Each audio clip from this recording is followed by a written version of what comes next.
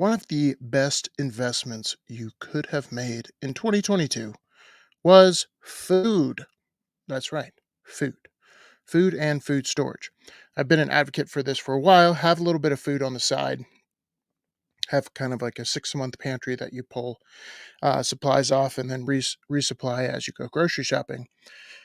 But food went up anywhere from 10 to 50% depending on what you were buying. Have a deep freezer. This can save you a lot of money in the long run, especially as food prices continue to soar. And I don't think they're going down anytime soon. I want to take a look at this article here from Zero Hedge that talks about food shortages. And this does not do any this is gonna isn't gonna help anybody when it comes to geopolitical tension. Because one way to motivate your population? Blame somebody else for why they are starving. That's a good way to do it. So the title of the article: Food shortages are starting to become quite serious all over the planet. Who could have thought? Who could have thought and had the foresight that if we shut down global supply chains, there might be some issues with global supply chains? Who could have thought that? All right, reading from the article here: the worst case scenario that many of the experts feared is starting to play out right in front of our eyes. Throughout 2022, I repeatedly warned of regular readers that there was all sorts of indicators of an emerging global food crisis.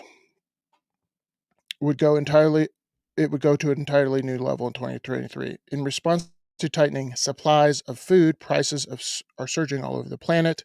You've experienced that in your own life. And a number of desperate, hungry people is exploding. Unfortunately, the crisis is not going to be just temporary. Why? Um, well, food goes to the highest bidder oftentimes. And as supply chains break down, and there's a number of reasons for that, but let's just focus on one. How do you make economic calculations on a currency that is constantly changing value? How do you conduct trade when that currency is constantly changing value and you need to make futures contracts, etc.? You need to make contracts 6 months out. How do you do that? It's very hard. So um, these economic relationships break down. All right, so reading from the article. For example, Reuters is admitting the hunger crisis in Africa has now become bigger and more complex than the continent has ever seen. Across Africa, from east to west, people are experiencing the food crisis that is bigger and more complex than the continent has ever seen, says diplomats and humanitarian workers. What about the Middle East? The Middle East has severe shortages of wheat. It is forcing many Pakistanis to wait in line for hours to receive a single bag.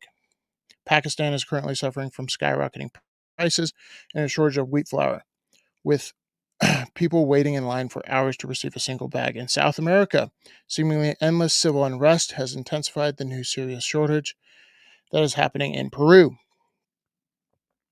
And on the other side of the globe, Australians are growing increasingly frustrated about the very painful potato shortage that has gripped the nation. Here in the United States, we have more expensive eggs, chicken, etc., because of the bird flu. Um, Here in the United States, food prices continue to escalate at frightening levels. For example, the price of orange juice just skyrocketed to a brand new record high because it is projected that Florida's citrus production will hit the lowest level since 1945. Of course, that is due to global climate sun monster. Um, at this point, the bird flu has already killed more than 58 million chickens and turkeys in the United States. Obviously, that adds to the egg shortage. Egg prices have already shot up to levels that most people never dreamed would be possible, and this is creating quite a bit of panic. If we suddenly stop using, so here's the problem. Here's one of many. Okay, that is because the global food supplies are going to continue to get tighter in the years ahead, no matter what we do. Why? Fertilizer. If we suddenly stop using all fertilizer immediately today, we'd only be able to feed about half the world. So the production of fertilizer is absolutely critical, and some of the components that go into fertilizer are not renewable. So there's tightening supplies of those. So here's what kind of my school of thought. If you're an investor, if you're not you're like, "Hey, this seems kinda hokey, I don't wanna have, supplies of food on the side." I I think it is a low probability that you will go to the grocery store and they will be out of food, like supply, wise in the United States anytime soon.